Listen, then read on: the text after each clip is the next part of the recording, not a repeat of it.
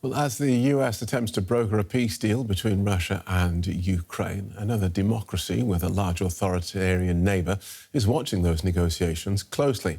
Many people in Taiwan feel that President Trump has taken Russia's side in the Ukraine conflict, and that doesn't bode well for the East Asian democracy, which is largely dependent on America for its national defence. China's military drills in the Taiwan Strait on Wednesday have added to a sense of unease for many of the island's citizens. But as DW correspondent James Chater reports from the Taiwanese capital, officials are still hoping they can keep Donald Trump as a loyal friend. Outside the de facto Russian embassy in Taipei, a display of solidarity with the victims of Moscow's invasion of Ukraine. But for many of the Taiwanese taking part in this demonstration, this isn't just about a conflict in Europe. It's a reminder that they, too, face an existential threat. On the one hand, I'm attending this rally to support Ukraine. But for Taiwanese people, it's also about resisting China and its alliance with Russia. Many of the activists here, Taiwanese and Ukrainian, have been coming here right since the start of the war in Ukraine. Now, more than ever, they're troubled by how the conflict in Europe could end and what that means for the fate of Taiwan.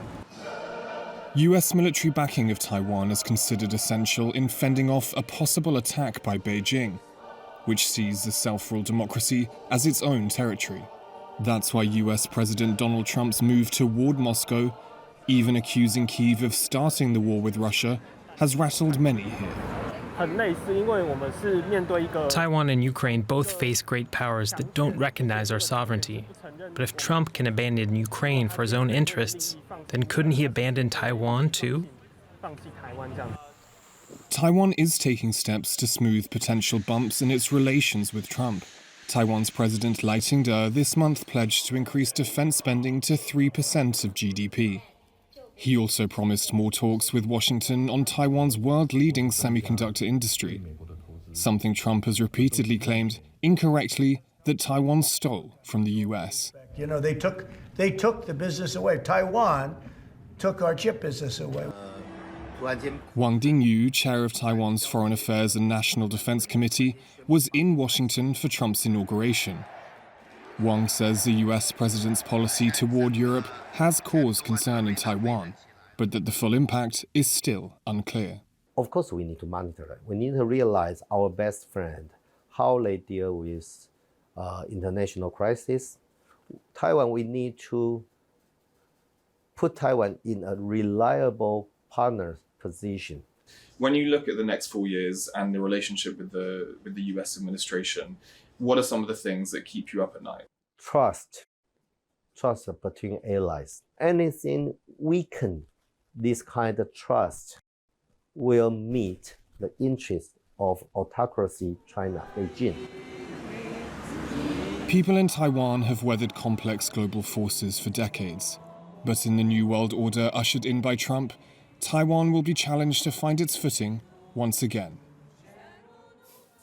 Let's pick up some of those points with Fang Yucheng, who's a political scientist at Taiwan's Soochow University and chief editor of the podcast US-Taiwan Watch. She joins us from Taipei. Welcome to DW.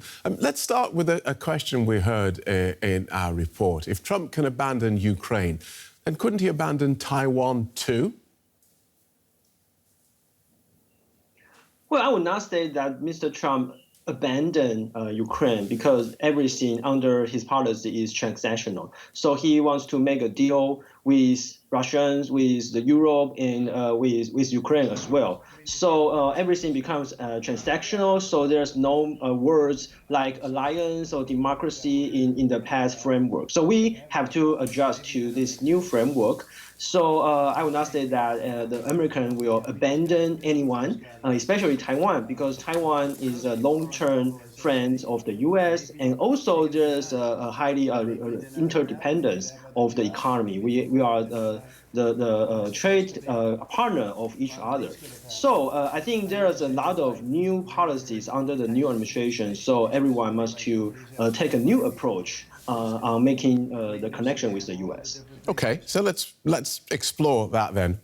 In this new transactional world, what can Taiwan do for the US that would ensure US continued support?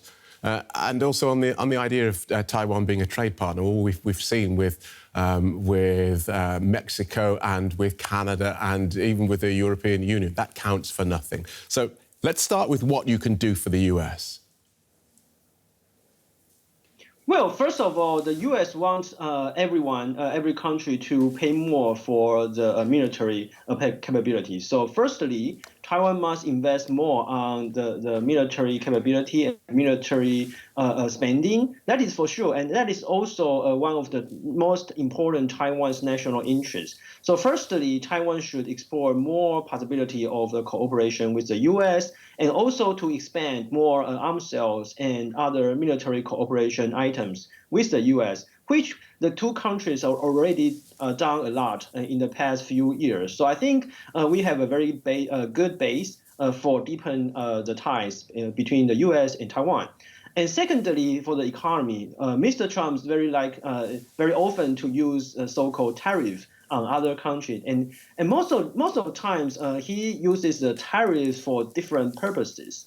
I think for Taiwan case, the tariffs on the semiconductor industry is not a real project because Taiwan's semiconductor industry almost produce not the final goods, but always most oftentimes the intermediate goods, which means that if there's any tariffs, it will not impose on Taiwanese company, but on the American companies, including Google, Apple, and Nvidia. So It is not I don't think tariff on Taiwan is a real plan. So there's another issues like foreign investment. I think Mr. Trump cares the most. Okay, and a word about China then. How do you think China views this? Because the way, if I read you correctly, on the one hand, you could say that, well, China would be quite pleased about the idea of the United States backing Russia against Ukraine because it semi-legitimizes China's claim to Taiwan. But on the other hand, if the United States is then selling more weapons to Taiwan and Taiwan's increasing its military spending, well, China's not going to be happy about that. Read the Chinese mind for us.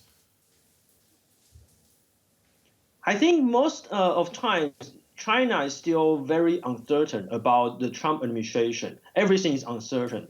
So for the good side for China is that, well, the American first policy seems to have a retreat globally on the soft power, especially cancellation of the US AID. That includes cancellation of a lot of civil group monitoring projects on China. So that is first. China is very happy about this. However, China is also facing uncertainty on more resources on the Indo-Pacific region, which is one of the priority of the Trump administration. So everything is uncertain. All right, thanks for that. Fang Yu Chen, political scientist at Taiwan's Soochow University. Thank you.